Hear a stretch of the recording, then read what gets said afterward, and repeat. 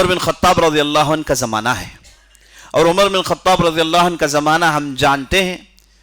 اللہ سبحانہ و تعالیٰ نے اس زمانے میں اسلام کے دین کے بول کو بالا کیا، اسلام کی طاقت کو اور فوقیت بخشی اور ترقی بخشی سارے عالم میں، بلکہ آس پاس کے عرب کے جتنے بھی علاقے تھے وہاں پر اسلام نے اپنے پرچے گاڑ دیے۔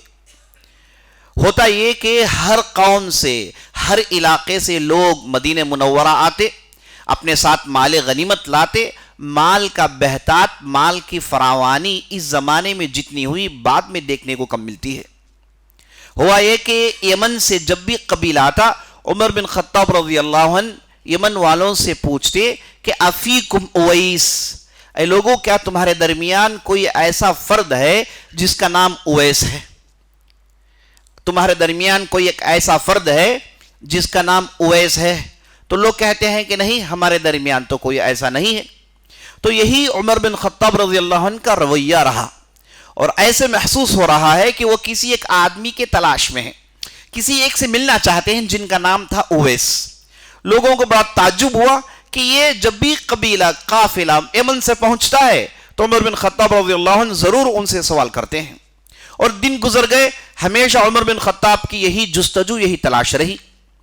اتنے میں ہوا یہ کہ ایک مرتبہ قبیلہ مراد سے لوگ آئے اور وہ اپنے ساتھ ڈھیر سارا مال لے کر آئے اور ڈھیر ساری کمک، یعنی ایسے لوگ لائے جو عمر بن خطاب کے لیے لڑائی کے میدان میں ساتھ دینے والے تھے۔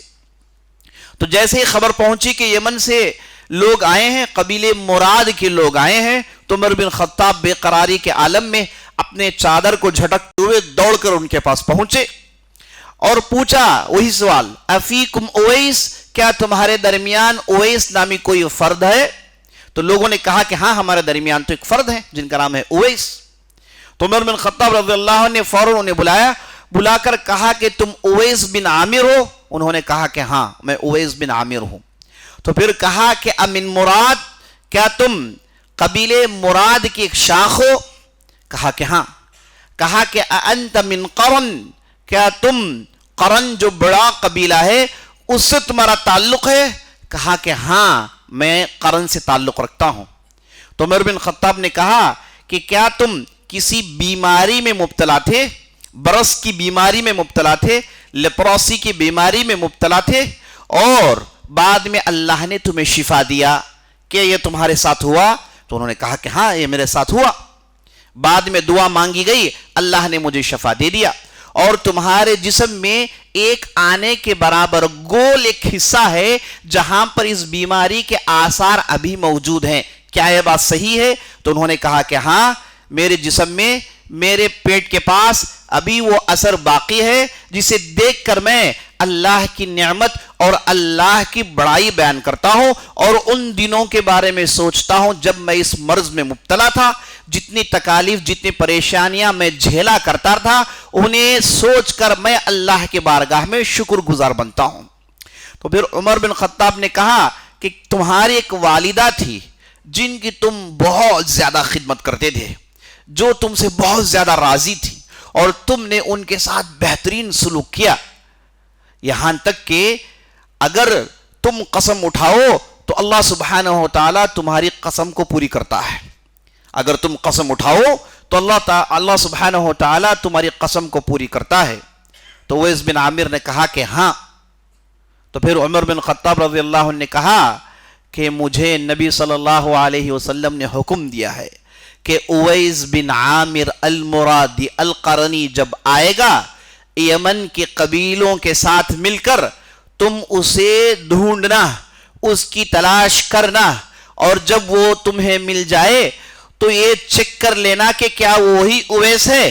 جب یہ ہو جائے تو تمہاری مغفرت اس سے طلب کرنا، کہنا کہ اللہ کے پاس میرے لیے آپ استغفار کریے، اللہ کے پاس میرے لیے آپ استغفار کریے، تو میں آپ سے یہ چاہتا ہوں کہ آپ میرے لیے استغفار کریں۔ تو اویس بن عامر نے کہا کہ میں آپ کے لیے استغفار کیسے کر سکتا ہوں؟ تم تو محمد رسول اللہ صلی اللہ علیہ وسلم کے اصحاب میں ہو، تم بہترین لوگوں میں سے ہو، تمہیں چاہیے کہ تم میرے لیے دعا کریں۔ لیکن عمر بن خطاب نے کہا کہ نہیں، آپ میرے لیے دعا کریے. تو بعد میں اویس بن عامر نے ان کے لیے استغفار کیا. اس کے بعد عمر بن خطاب رضی اللہ عنہ نے کہا کہ آپ کس طرف جانا چاہتے ہیں؟ تو اویس بن عامر نے کہا کہ میں اس بار کوفہ کی طرف جانا چاہتا ہوں.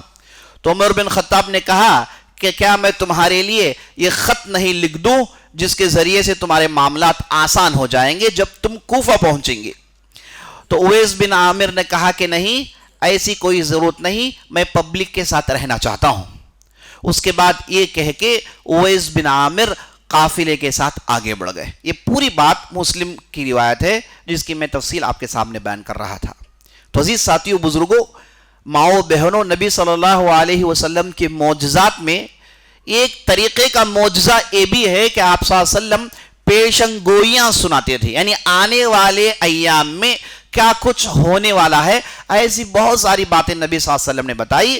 ان میں سے بات یہ بھی ہے کہ آپ صلی اللہ علیہ وسلم نے کہا، نام لے کر کہا کہ اویس بن عامر المرادی القرنی آئیں گے تو اے عمر بن خطاب انہیں ڈھونڈنا، اور ساتھ ساتھ ان کی خوبیوں کو گنوایا. کہا کہ یہ خطرناک بیماری میں مبتلا تھے، انہیں لیپروسی، برس کی بیماری تھی جس سے پورا جسم سفید ہو جاتا ہے اور انتہائی تکلیف اور درد ہوتا ہے اس مریض کو. تو ایسی بیماری میں مبتلا رہے ہوں گے اور اس کے بعد اللہ نے انہیں شفا دیا ہوگا ان کے دعا کرنے کے بعد، بعض روایتوں میں ان کی والدہ کی دعا کرنے کے بعد. پھر نبی صلی اللہ علیہ وسلم نے ان کی خوبی یہ بتائی کہ ان کی ایک والدہ تھی جن کے ساتھ یہ بہت ہی زبردست سلوک کرتے تھے، انتہائی فرما بردار تھے، انتہائی نیکوکار تھے. وہ جو بھی حکم دیتی فوراً اس پر عمل کرتے، وہ جو کہتی اسے فوراً کر گزرتے، یہاں تک کہ وہ ان سے بھرپور راضی تھی. دیکھیں نبی صلی اللہ علیہ وسلم ایک فرد کا نام ذکر کر رہے ہیں اور ساتھ ساتھ ایک مصیبت سے باہر نکلنے کا ذکر، اور اس کے بعد اس کا ذکر کہ ان کی ایک والدہ تھی جن کے یہ انتہائی نہایت فرما بردار تھے، اس کا بھی نبی صلی اللہ علیہ وسلم نے ذکر کیا. اور اس کے بعد کہا کہ ان کے اس عمل کی وجہ سے، ان کے اس نیکی کی وجہ سے یہ اتنے بڑے مرتبے کو پہنچ گئے کہ جب یہ قسم اٹھاتے تو اللہ سبحانہ و تعالیٰ ان کی قسم کو پوری کرتا. اور بعض اہل علم نے کہا کہ جب یہ قسم اٹھاتے تو یہ اس قسم کو پورا کرتے، یعنی ان کا اتنا بڑا مقام ہو گیا تھا.